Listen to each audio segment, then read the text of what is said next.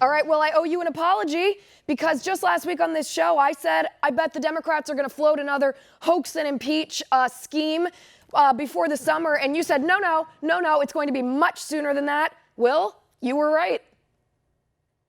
Well, here we go. Part of this, too, is, now they're going after Barr, asking Barr to resign as if somehow he's a political actor for, President Trump because of the reduced sentencing for Roger Stone. But part of that is, like you said, accountability. Here's a guy who's got John Durham looking into the Russian origins, which actually has something to do with Roger Stone's sentencing.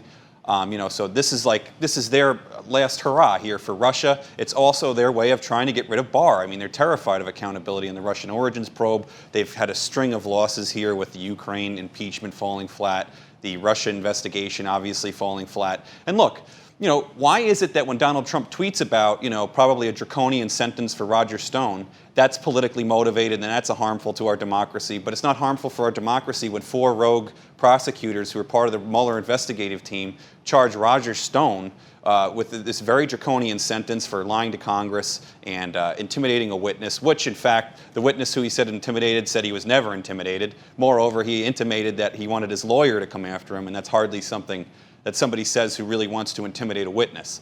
So a lot of this is kind of getting jumbled up. This is really kind of a non-event, and as you said, Barack Obama commented during the Hillary Clinton thing. To me, that's fine. At least if people know what the president is saying. It's the same thing with Donald Trump. A lot of people are saying, well, this usually happens behind closed doors. Well, maybe that's the problem. Why can't Donald Trump come out and say, hey, look, this is a draconian sentence? Maybe he never talked to AG Barr, and there were reports saying that Barr wanted to reduce the sentence or recommend reducing the sentence to begin with. And look, the judge is the ultimate decider here, so these are just recommendations.